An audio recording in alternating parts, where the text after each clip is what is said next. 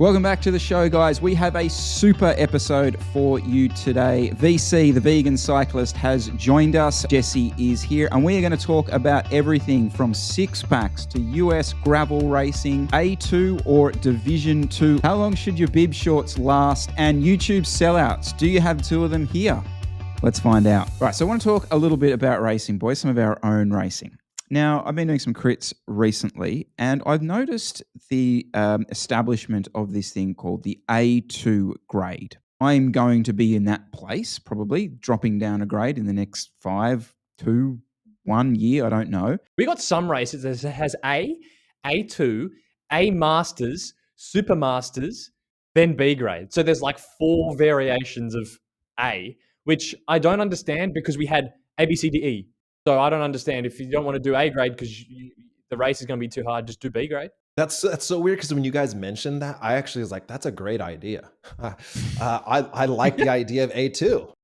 In America, it's Cat 1, 2, 3, 4. And here's been my frustration with the way we do it in America is that there's Cat 1, there's Cat 2, there's Cat 3, there's Cat 4. Most of the time, the top level race is category 1, 2, 3. Oh, you're in the same race. All in the same race, scored the way you race. So you don't get scored separately.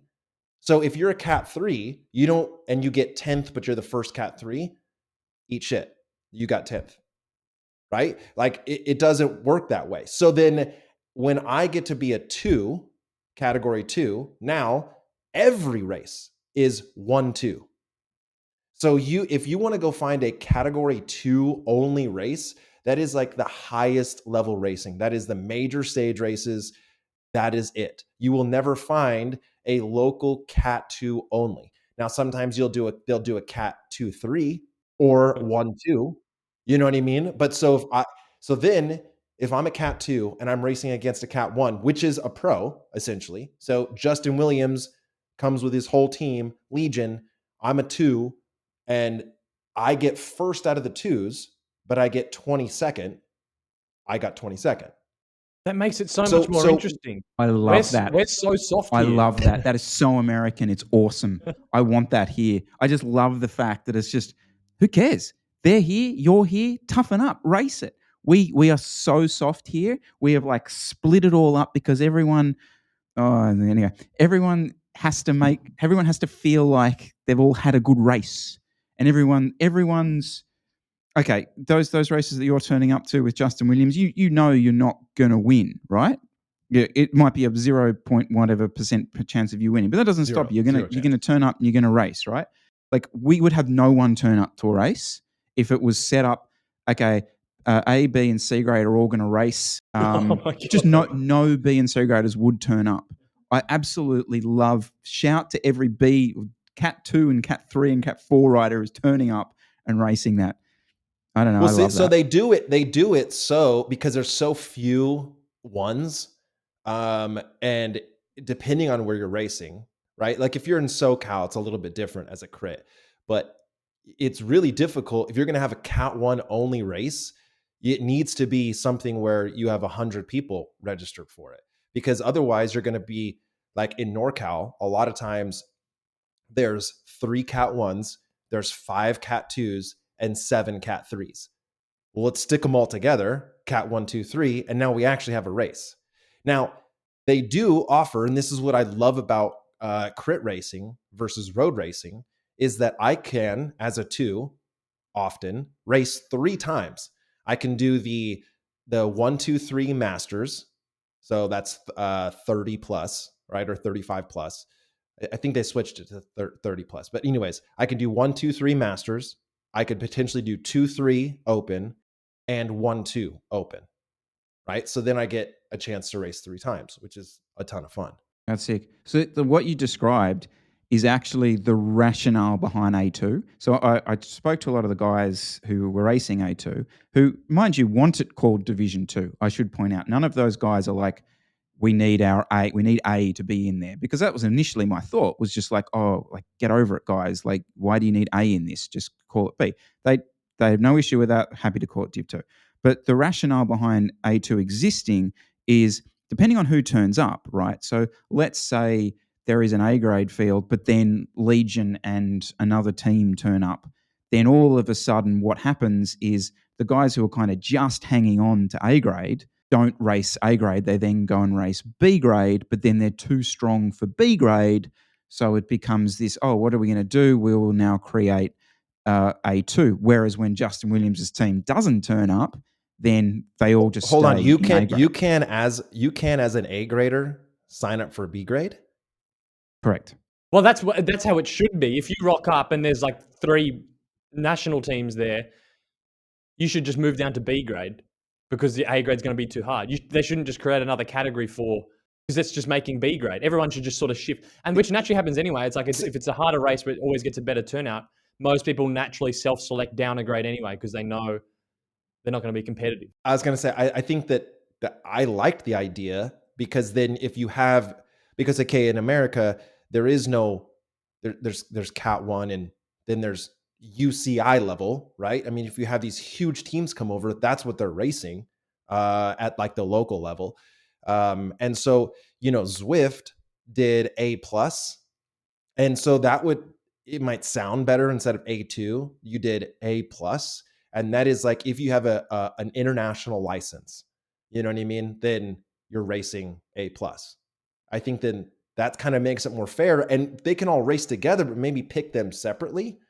Let me try to just ride their train all the way to the finish, and maybe I get 7th, but I was the first in A or Cat 2 or whatever. Then pick me separately. Now I don't like the whole triathlon side of things where they're like everyone gets a podium.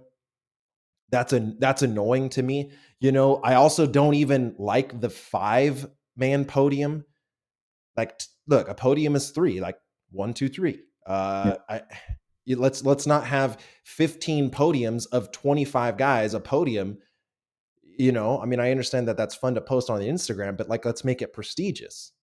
So I kind of look at it, I'm like, okay, what's going to get more people to turn up and race? Because ultimately that's, I suppose, what we want, right? What's going to get more people to race? And yeah, the easy kind of thing to say is, oh, more grades gives more people sort of decisions to what to race. It's more inclusive. That's all good. But I'd sort of argue that it's actually kind of exclusive to the elite guys. And, whatever, people will not like me saying that. But I look at just the local situation that I have here, and there is particularly 1 or 2 guys who will turn up to an A grade race that I have been doing, who do change that dynamic. They hold UCI licenses. We're not talking about teams turning up. We're talking about literally a couple of individuals.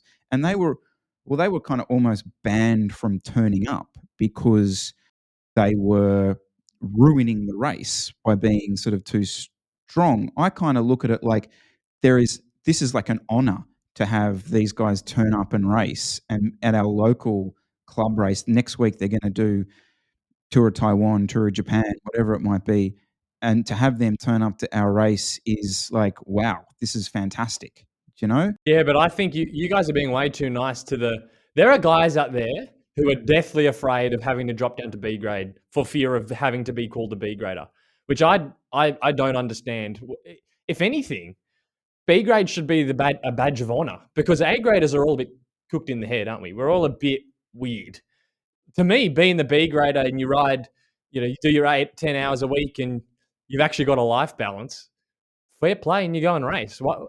This idea that you're, a B grader is not as good. If anything, I'm a bit jealous. It's like they're the ones that have it good because they've got a bit of balance to what they're doing. So I don't get the guys that are, afraid of being called a B grader. See, I don't think that's the vibe here in America. I don't ever, or at least but I don't see it as people look at the categories as lesser. Like if you look, winning a bike race is hard as shit. It doesn't matter what category you're in, right? So if someone goes and wins the Cat 4 race, it's like, dang, dude, that's awesome. Like, good job. It doesn't matter. Like, winning a Cat 4 race or winning the pro race is still prestigious. Maybe it may be an Aussie thing. I reckon it's just, I'm a Cat 2. It's okay, that's not everyone, but I mean, there's definitely people that look down upon a lower grade. It's a badge of honor.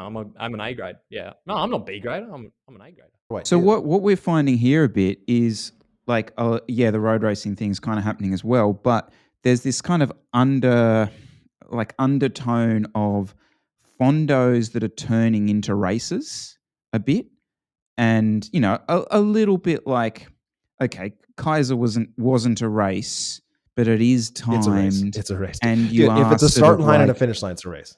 Correct. And that's sort of happening a bit here with like the fondos that are turning into these like quasi kind of road racing. Are you seeing a bit of that there as well? I mean, that's how it's been for a while. Yeah. I Okay. love a fondo, right? Like, it's so fun because it's a super long road race that if you have a bad, if you get dropped out or if you have a flat, you still get an enjoyable day. And I think that really comes, again, why gravel is such a hit is that regardless of your finish, you're riding in a cool place for a long time and there's support. But I'm all about doing some crazy, 8-hour fondo and just being on the rivet the entire time. Now, there is a format called the hammer format or, segments, which is so much fun.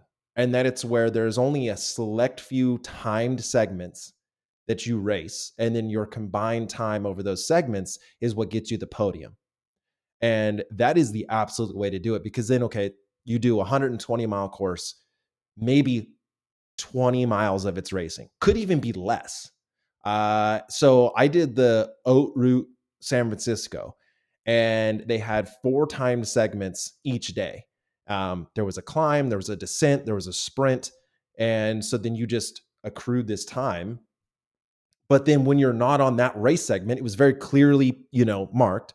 Then you're just hanging out and you're just riding with the crew and you stop at the rest stops and you enjoy the scenery. But it's also that like you're in the group and then guys are getting dropped and okay, I'm ahead of them now. And then you're bar to bar with someone else.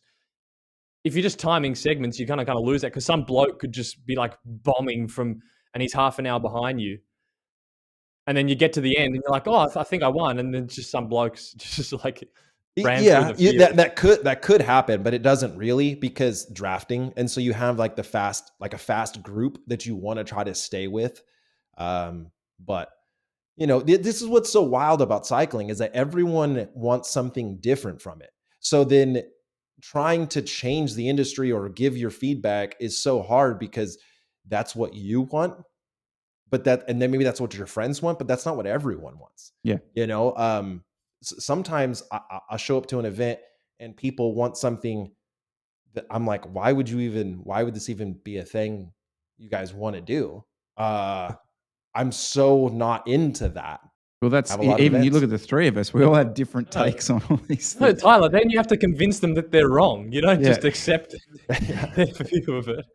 All right. Well, on that, guys, let us know down below. Are we all wrong? What do you want from Fondo's races? A2 races, are they just glorified B graders who just need to toughen up and accept it? Let us know down below. I'm sure you will. Now, I saw some great comments there the other week when we talked about secondhand bibs, and there was a cracking one. There was a group of guys who doing a mountain bike enduro, and I don't know why, but part of their thing was they would swap bib shorts. So they each did 8-hour stints on the bike, and then they would swap bib shorts, choosing not to be the fourth rider in that particular scenario.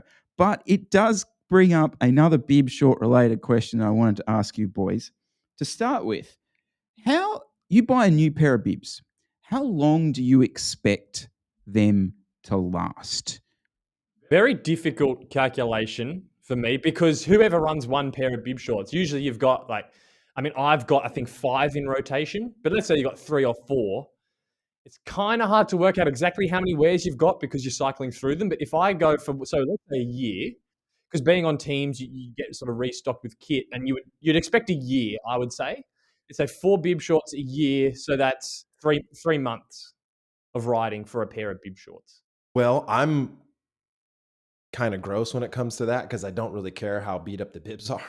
You know what I mean? I don't use chamois cream. I never have. I think that's one why guys bibs get all gross is because they're just lathering up cream and shit in there all the time. I use chamois cream And every so ride. So, that's so wild. Like that's so weird. But so so I have bibs specifically for the type of riding I'm doing. So I have like an indoor training bib, right? And those it's actually kind of like when the bib starts to get old or faded or worn out, that now goes to the trainer. And I spend a lot of time with the trainer, so I don't wear out my good stuff. Then I have like my specific race kit, which I try to never wear. And then I'll have like training kits, that I kind of keep in rotation. But I don't know. A good pair of bibs though makes all the difference. So sometimes people, and I was this way when I first started riding. I bought some bibs off some China marketplace like Alibaba for like $20, and I was like, why would I spend anything more? Like they're bibs, they cover my balls. That's it. But when you start to get into those $300 level bibs, they are good. And they just give you a feeling sometimes where you want to ride, like you want to keep riding in them the way they feel on you. And so I've become sort of a connoisseur of ultra nice bibs and So, only want to ride the good stuff. I reckon there's three kind of like signs that your bibs are gone. Okay, and a couple of them are sort of are repairable, but the first one is like the stitching right around the chamois on your crutch. That stitching can go, right? You can get that repaired. I have no problems getting that repaired. Continue to ride, happy days, keep riding your bibs. You Okay, get that repaired. yeah, Like the local seamstress. yeah, just stitching, get it in there. Fingers in the chamois. Well, mate, you're the one running friggin' bloody second-hand ones, according to last week. I feel like, but that's to a cyclist. We kind of know what that is. I mean, like as someone that knows nothing about cycling, you just handed this diaper padded pair of shorts. That might be a bit. I've got a relationship with my local seamstress. The other one is, or two other ones. The others is the leg band when it does the fold up, and if it really starts folding up, then I think she's gone. So that happens, I reckon, a lot of the time on those the cheaper versions. You're good, and then all of a sudden the leg band starts to fold up, and you're gone. Now the third one, okay, the third issue is a fully fatal. This is end of life, no further riding, and it is the see-through butt crack.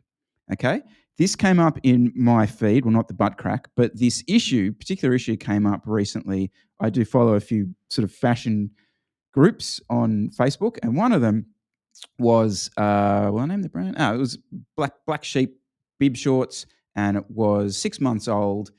And there was the picture. I'll show it on the screen, but just basically see-through butt crack. Now, that's obviously out of completely end of life. Get it done.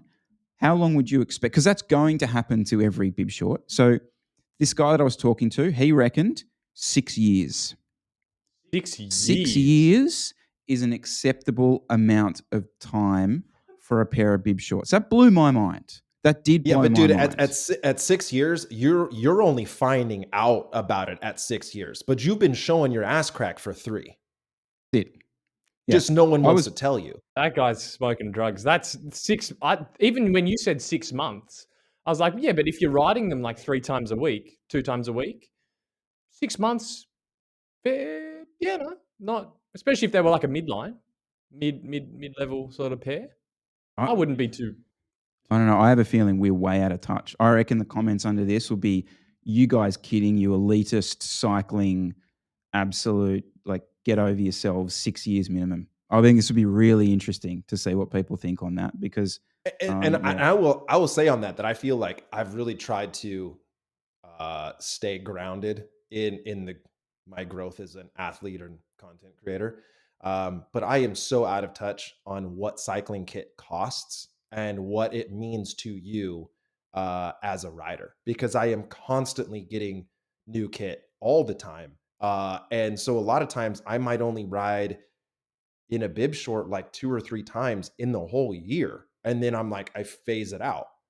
And so I've always got a fresh bib on or a fresh jersey on. So I've been actually trying to sell that stuff. This isn't a plug, but we do like a Monday. Well, you can plug it. Sale. You just have to pay us. That's all. Okay. Yeah. So I do a Monday blowout sale, and I have all this kit that was like photo samples or photo assets, or team kit that like the logos don't matter anymore, and I only rode them 2 or 3 times, and they're, you know, retail like $500 for a jersey and bib. And so I've just been blowing them out on there for like 10, $15 and giving people a I will sell chance to like secondhand get into. bibs.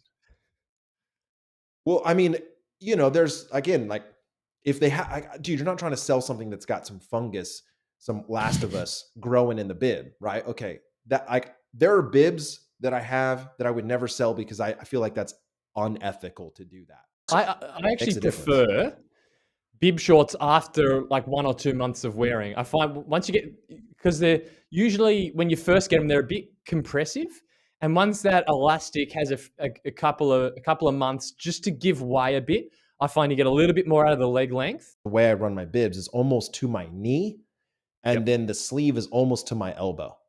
Yep. As of where like back in the day, it used to be like short shorts and almost like a tank top. But I want the longest bib I can get and the longest sleeve I can get without it being pants and long sleeves. Agreed. 100% agree. Although I don't like training in that kit though. So I like to have that as a race kit, and then I'll have okay bib shorts down to the like almost to the knees, fine for training, but then like much shorter sleeve training jersey, and then I'm good. I totally agree. The worst look though is on the skin suit, which always tends to happen, or the speed suit, where you do have the longer arms, but for some reason the skin suit always has the shorter legs. So if you're going to go short shorts, you've got to go short arms. You've got to balance it out. You can't have one or the other, in my opinion. I don't know if it's a question, but I have maybe this is an admission, and I need your help on this. Photographer took a picture of me racing Heffron this week. Cool picture. There I am racing my bike, right? And I had a look at it, and I'll show you this picture, Tyler, a bit later. I'm on a $20,000 bike. I've got the Factor Ostro VAM. I'm running ceramic speed jockey wheels. I'm running Durace. I'm running lightweight pedals. I'm running power weave bib shorts. I'm running aero helmet. I'm running the top of the line shoes, nimble shoes. I've got a 3D printed saddle. I've got fucking tubeless best wheels possible. Am I a snob? I don't know if you think you need it. I don't think you're wearing that expensive stuff. I think in your head, you're still Chris from 5 years ago on a team bike with, you know, a medium range sort of club kit.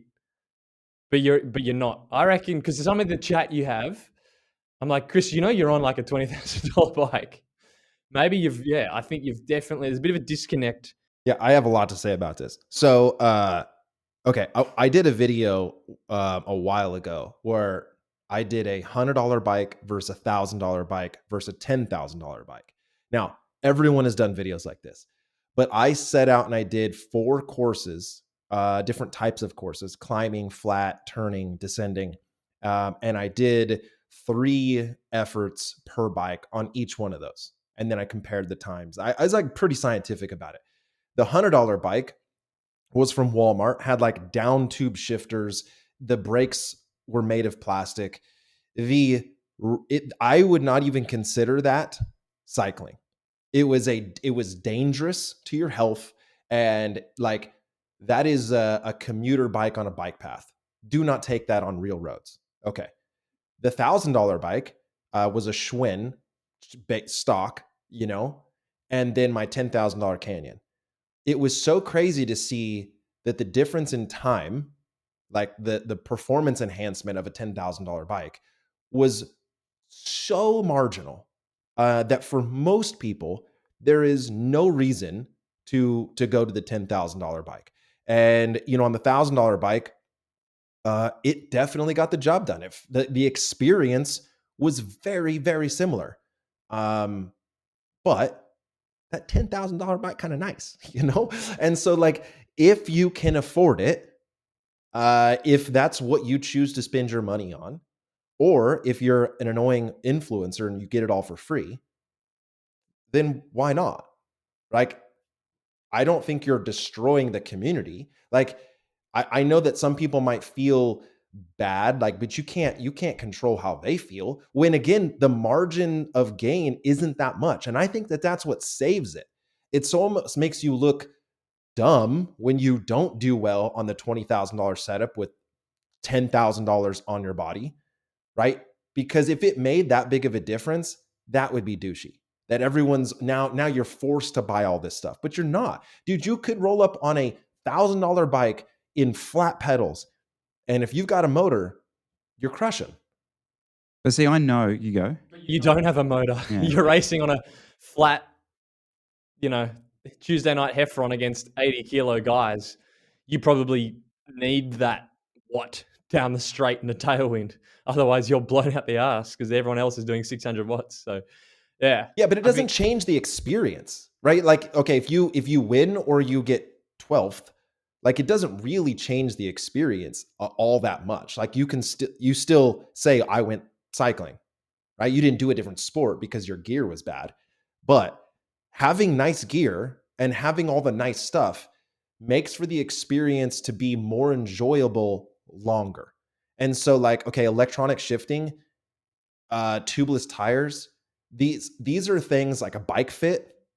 These are things now that have eliminated so many issues that I had when I was first started riding. Like how many snapped cable shifters, how many flats I would deal with, how many, the shitty shifting, like that devolves the experience. So I would say if you're going to spend money on something, spend the money and get the good stuff on what you're constantly messing with, right? So if you have a $20,000 frame, but you're on $10 Schwabe tires with a tube, like, dude, you're going to, you know what I mean? Like, that's going to lessen the experience. The reality is that, yes, I like the nice stuff, et cetera, et cetera. You're probably right. Little part of me does think that, like, I'm still kind of that guy from like 5 or 6 years ago. But I reckon you're right. I reckon I know deep down, especially specifically about some of the crits here, I'm sorry, like, it is those couple of percent to actually make, or at least I feel that. Not many people have the ability, or like they're not fast enough, they're not strong enough, they don't have enough experience to even know what the feeling is to go 1% slower or faster. But you do. You know what that feels like when you're at 400 watts for 20 minutes, 402 watts. That's 6 months of training.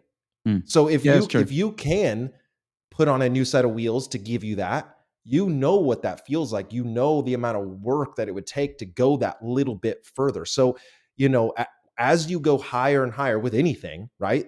As you get to the pinnacle, it's so much harder to make gains. And so if you're just starting, you don't need all that stuff. But as you start to get your motor to a, 5 watts per kilo, like, dude, it's so difficult to go any further without mechanical advantage. But I reckon for you, Chris, it's the mentality of it, where you, like, if we're on the show and we're talking about, better value for money things, you then have to be like, you've kind of lost that sort of privilege point of being like, I'm going to stand up for the value price point. It was like, well, you can't really say that now because you're rocking the top of everything. Yep. So you kind of lost the high ground there. Whereas I reckon I can still, because I'm on the rim brake, I'm still on the team frame. I've held back. So I reckon I've got a bit more cachet in the value. Yeah, but I'd argue you can do that because you're fitter than me and you don't need to go down this rabbit hole. Like, I can genuinely say to you, I remember that on the way out to this crit thinking, shit, I haven't worn my skin suit. Like, and that was like, I was genuinely there going, oh, I'm going to get dropped tonight because I'm not wearing my skin suit. I'm wearing a jersey and bibs. Like, that's actually my mindset at the moment. I'm sorry, but I wish I could do something about it. Well, you lost. I've lost. You've become what you once hated. I have, and I need to move on. Have I become a snob? How can I potentially turn this around? I don't know if I can. Let me know. Are you a snob? Out yourself. Let us know. Well, this topic came from you. You were asking Dan and I, you know what? I got lean here. I've been in the gym a bit. All looking good, but it's a flat. There's nothing there. It's a chopping board. I was expecting some lines to come up. And then it brought up the question, well, how come cyclists can get lean and yet not have a six-pack? What's the go here? Theories? These are all going to be theories, by the way. These are going to be theories. And I will premise all of this with body image stuff, blah, blah, blah. Yes, we are not saying everyone needs a six-pack, et cetera, or to be lean and go starve yourself and do any of that. This is just a fun sort of observation. But yeah, like 100%. So I don't know. I honestly feel like I could do anything. I got down to like 8% body fat. I'm in the gym doing core workouts and I'm getting nothing. Well, I'll say this fact that I'm repeating, so I don't know if it's 100% true, but I heard it from a bodybuilder that there are more millionaires than people with six packs. So statistically speaking, if you have a six pack, you are rarer than there's a higher chance that you would be a millionaire. So like, I know that body image, like you had said, okay, cool. But achieving a six pack is so freaking difficult for anyone that it is such a badge of honor for yourself that you went through the discipline and the work to achieve it. But it's almost impossible to hold on to this like perfect six pack and be healthy. So like when you look at all these bodybuilders that get it, they all say, my testosterone is in the tank. I have no hormones. I can't sleep. I can't get it up. My body's ravished. I'm hungry all the time. Yo, but look at this, shredded. And it's like, okay, so that's not really a sign of performance, right? Sounds like any up and coming cyclist. At least the fitness person has a six pack to show for it. Yeah, but dude, do you see their Whopper kilo? So, okay, for my whole life, I've wanted a six pack and got this. I mean, just like this, like it's so frustrating to work out so much. When you see people go to the gym, they're like, I went to the gym for 45 minutes twice a week and I'm jacked. And it's like, asshole, I ride 6 hours a day. You know what I mean? 7 days a week. And what do you mean? Like I got a little bit of flab? Like that's so, That's and exactly then I don't even have big legs. You know what I mean? Like, dude. But I will say, and I sent you some pictures. Chris, oh yeah, they're in my. In December, I do this like train like a pro type thing, where I just turn my life inside out. I make a video a day, and anyways, one of my goals that in 2022 in December was to get a six pack. So I hit up this guy Chris Elkins, who is the world champion natural bodybuilder. Gets tested, not on the juice. His physique looks exactly what you would think a natural bodybuilder would look like. I mean, he's jacked, but he's not a mutant. And so I said, hey, how do I do this? And he goes, it's super simple. Be in a 1 to 200 calorie deficit per day and get in 1 gram of protein per body pound. That's it. And I was like, that's so stupid simple. There's no way that would happen. But I did. I started tracking all my calories, like to the number, right? I mean, I was so religious about it, and it was uncomfortable. Being in a caloric deficit wasn't fun, but it wasn't like I had to keep my muscle. So 1 to 200 calories, that's sustainable, right? You're not starving yourself. You're just not full. And within 3 weeks, all of a sudden I saw this like what looked like six pack. And I was like, I've been trying to get this for my whole life. And then my wife was even like, what the hell is happening? Like, why do you have a six pack now? And so I stuck with it for about 6 weeks. And man, I got absolutely shredded. So let's go theories. You're right, Tyler, in that if you're going and riding 8 hours, it's super catabolic. That is the worst way to try and hold on to muscles, to go ride your bike for 8, 14 hours, whatever it is. So just because you're lean, and like it sounds really simple, but like your abs are a muscle. So if you're saying, well, how come this guy who's in the fitness industry is 5% higher body fat still has abs? It's because he's actually got muscle there. We have literally nothing. Like a cyclist who doesn't go to the gym and doesn't train those muscles needs to get hideously lean so that you can actually see it. So that's obviously like pretty obvious. And the other thing is just like, I'm not sure, and I can't really find much evidence, but it is a potential theory. I think that you even threw out, Chris, was like when you're endurance training, is your body going to have a higher propensity to store fat around your trunk, around your core, around your stomach, as opposed to around your legs? Because because you're using your legs, you have a better use of your intramuscular fat. Does that somehow change how you're storing fat when you then put a bit of weight on? Maybe. I don't really know if there's any evidence for that, but that's another potential one there. Can I throw you go? Well, yeah, and then the last thing was just the shape. When you get lean, even if you don't have any arm muscle, if you're lean, you still look muscular in your arms and in your forearms, even if you've got skinny cyclist arms, just because the muscle kind of sticks out in those places. And you could be the same body fat percent across your stomach, but just because of how the muscle sits, there's no blood vessels really across your stomach. So you can have like a veiny arm that looks kind of lean and same body fat percent across your stomach, but because there's no blood vessels there, you don't get the veins, it's never going to look as impressive if you don't have any muscle there.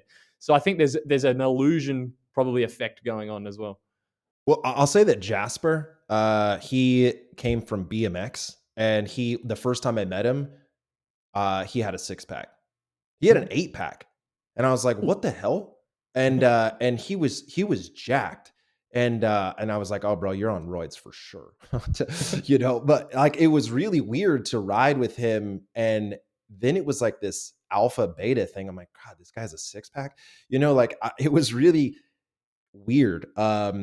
And so anyways, he definitely has one, but he came from an explosive sport, right? So where we're just slow burn all the time, I don't think that we ever give our bodies the ability to have like hyperphagy, right? Or whatever that is, to where the muscles grow.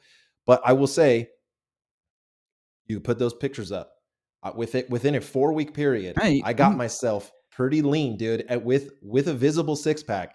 And now it's very hard to maintain. And I will say that coming from the plant-based side of things, I always thought I got enough protein until I started tracking it. And I was like, dude, getting 150 to 170 grams of protein in per day, that's real food, is a full-time job. Like, that was so hard to do. And then you have to, you get it within the calorie, right? So like if you're 220 pounds and you're a bodybuilder, well, your calorie window is way higher, right? So if I don't ride, I burn 2,000 calories. How are you going to get 150 grams of protein within 2,000 calories? Like, it's so difficult. And so then now I got to ride a ton. I got to burn 4,000, 5,000 calories in the day to like eat enough, but then now you're riding so much that all you're doing is bringing in carbs.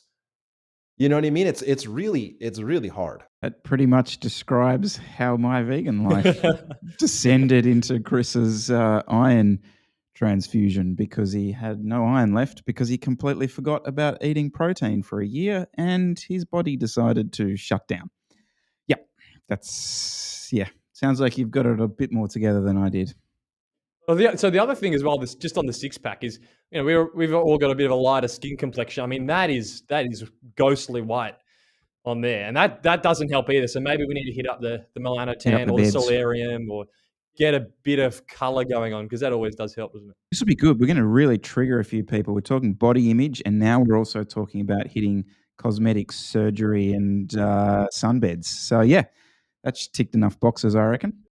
All right, so we got Vegan's one of the biggest cycling channels on YouTube. Chris is one of the smallest. So we got, if you're getting some cash to run your channel from sponsors, seems like there's 2 pathways coming up now. You've got just the Lantern Rouge style ad read. They pay you cash, you read an ad in the middle of a video, and you do whatever you want.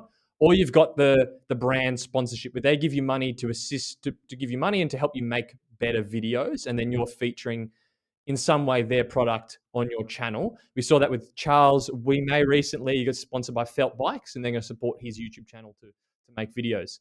So they're the 2 different ways. What are your takes on them? What would you prefer? How do you think it ends up? Look, everyone's different, and everyone has a different level of what they are after. So I can't stand ad reads because it interrupts my story. I'm a very story-driven content creator. And so if I'm doing some kind of, breakdown of something else or reviewing something, that feels easy to drop that stuff in. But a lot of times I'm trying to tell like a hero's journey or a story arc. And if I'm like in the middle of it, I have to say, speaking of my leg being broken, this is brought to you by Manscaped, which shaves my legs even though it's broken. And it's like, ugh, right? That pains me to interrupt the story. And so now that has cost me 100,000 a year plus. So I mean that I don't mean that as a flex, but I have left so much money on the table, both in paid, relationships with brands that said, "Hey, this is the kind of content we need from you. We need you to plug this product, yada yada yada," or ad reads. And I just can't stand it. I would much rather feel good and proud about what I produce much later on in my life, because this isn't something where I'm doing to just try to make a quick buck. So I look, I disagree actually, and this is just, again, everyone's different, blah blah blah, and maybe this is because I've come through the team stuff where we had to do the sponsor brand sponsored stuff, and obviously the audience was tiny, but we still had to tick boxes for brands for the cycling team, okay, and that's what they wanted. But I just think, okay, personally, I just think I'm shit at it, and also I think I'm fake at it. And what gives me the right to tell anyone what's good about a bike, even if I do believe that time gave me a bike and I was able to do some content on it? Like, what gives me the authority to talk about this? And I totally hear what you're saying about your stuff's being story related, but I would probably push back on you and just say that you're already at a level where your story already reaches, and the storytelling is so good that it reaches so many people. I'm not at that level. I need something that cuts through, right? No way. No No? way. You and Tyler are the same in terms of your especially the videos you make. I would feel really weird if there was an ad read in it, because it's about, you're not the analytical side of things. You're a junior storyteller. You're an up and coming storyteller. So Preschool. for you, it makes sense on your channel to be just getting support to make better videos and then feature those products in there. And I would actually say, if anything, so that Charles May, who's got sponsored by Felt, some of his biggest videos are like, one of the ones that stand out is like he bought 15 different pairs of bib shorts and tested them. It's on like over 100,000 views, right? So why does Felt Bikes giving him money help support a video? It makes no sense. So for an ad read for channels that are doing videos like that, I'm like, yeah, all for it. But you guys are definitely more down the support by brand. I'd be interested to hear you on this, Tyler. But so there was this one comment that really, it hit me last week, mate. It really got into me, and it was like, I think it was something along the lines of like, what gives you the authority, Chris, to do a review? Like you think you're pure as the driven snow, or whatever. What gives you the authority to do a review? You give shit all these other people doing it, and that's kind of hit me, because I'm like, maybe he's right. Like, I don't have a certificate to do a review. So then I kind of maybe feel like what I say could be fake in a way. Like, do you find that you're sold out? Is that a thing that you deal with? I hate the word sellout so very much, and I want to punt baby kittens when people call me a sellout, because, like I said, I've left so much money on the table. And dude, have you ever watched regular TV? Dude, it is 1 minute of shit content followed by 5 minutes of the dumbest ads I've ever seen. And so then I give someone absolutely brilliant content, and the fact that I not even say anything, and then somehow someone's like, yeah, but Canyon pays you. Okay, dude, like, you don't understand what's behind all this. And so I hate that. And then again, GCN can do an ad, a 20-minute ad every single day, 7 days a week, It literally says ad in the thumbnail, and they don't get any pushback, but I'm like, hey, I really like oval rings. I've been running them for 2 years, haven't spoken about them, but I get comments about people going, how do you like the oval rings? So I say, I like them. And it's like, oh, sell out, dude. He's sponsored by Rotor. Okay. So this is how I think about this, is that you either are going to go one of two ways. One, you're going to be a dedicated reviewer, and you are going to dive into the specs of this thing like a professional. And you're going to present unbiased specs and content. Okay, this bike weighs this much. This bike weighs that much. I'm going to compare the two. I'm going to give you the differences, right? And let you sort of come to the conclusion on your own, right? But then there is the opinion. And Chris, as a ex-pro racer and someone who's probably ridden 50 different bikes in their life, I would be really interested in your personal take and your opinion on something, right? So as long as you frame it that way, this is my opinion. If you don't like it, eat shit, but this is my thoughts on it. I'm interested to hear what you have to say, right? Like, I would be really interested in hearing Brad Pitt say like his thoughts on a bike. You know what I mean? Because that's like, whoa, I want to hear what he has to say about this. But if you're going down the sponsorship by getting direct brand deal kind of thing, you are kind of a sellout essentially, because the brand's paying you to make videos. Whereas like if you do want to go more the objective side and do the less opinion, more review stuff, you kind of have to just do ad reads, because you can't really get caught a sellout if you're selling a ball shaver when you're making videos about bikes. I tried to get sponsored by Factor after I bought the bike. Okay, tried to get sponsored by them, but they wanted me to do reviews. They wanted me to do that type of content. That wasn't enough for me to just use their product in my story. It wasn't enough for me to go do the Snowy Classic on their bike and maybe use a throwaway line like the bike climbed really well. I had to do standalone. Here's my bike. This is the Factor Ostrovam. It's size 54 and it weighs this much, and I really like it because it. No, they would never have written in a thing to say you have to say positive things about it. But if I was going to get paid by them, I'm sure it would have been in the back of my brain. And that was my pushback, because I sit here, right, and I'm thinking, what would be much easier? It would be way easier than going down all that rabbit hole and being a fake pretend person, is to drink a can of Red Bull. Red Bull is my favorite drink, and I would like you all to drink Red Bull. Go visit redbull.com.au for future Red Bull.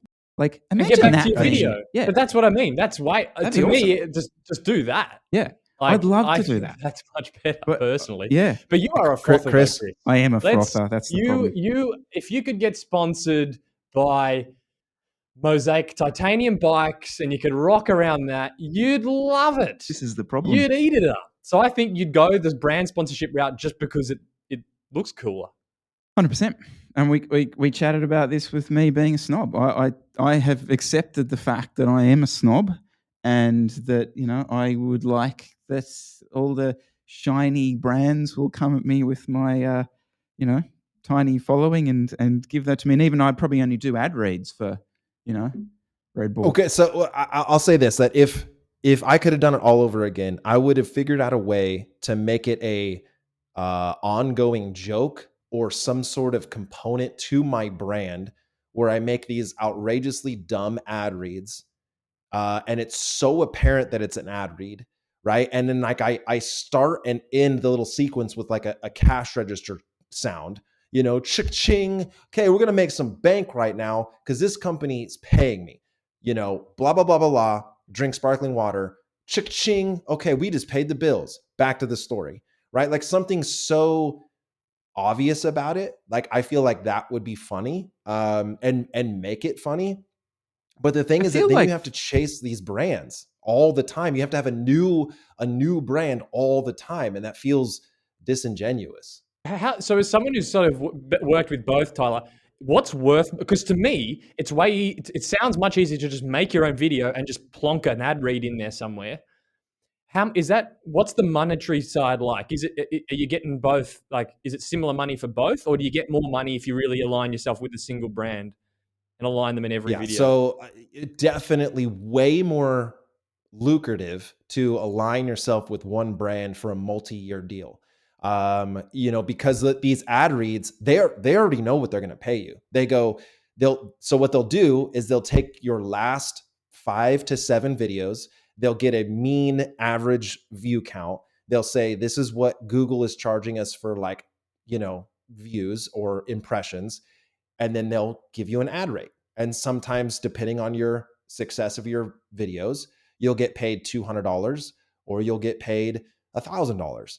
And sometimes you can push back and you can say, I want $2,000 to do this ad read, or but no one's going to pay you some crazy amount, or at least in this industry.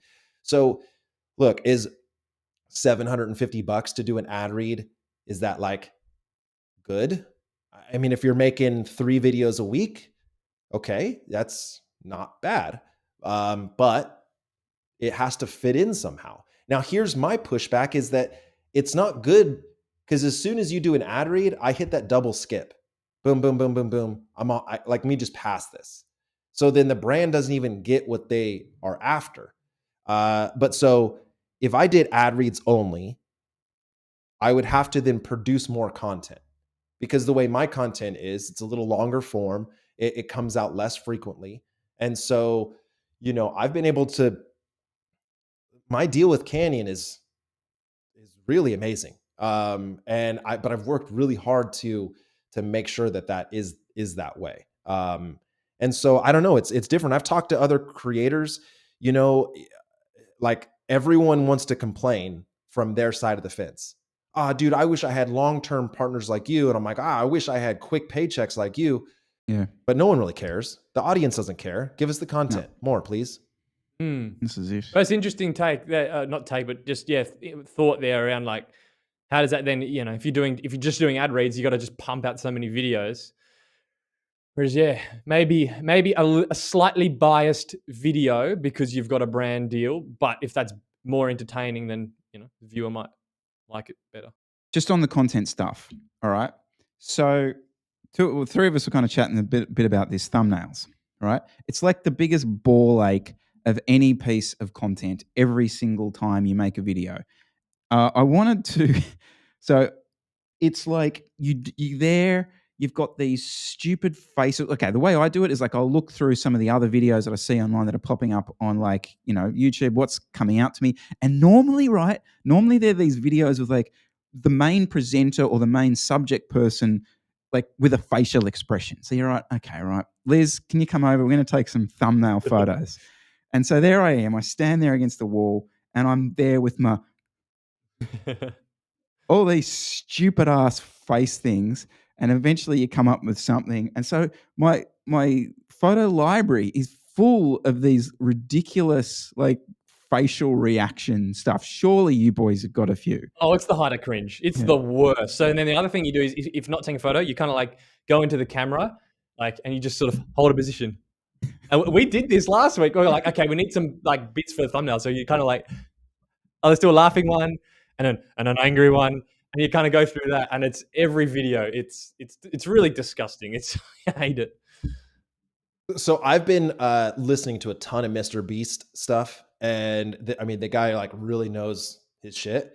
And he says that the thumbnail is the most important piece, that you should start with a thumbnail and work your way that way. Like you don't even know what the story, like create a really good thumbnail and then make a video from that thumbnail. And so then he said, also I saw that if your thumbnail is more than 50% green, it is like a 75% increase in click-through.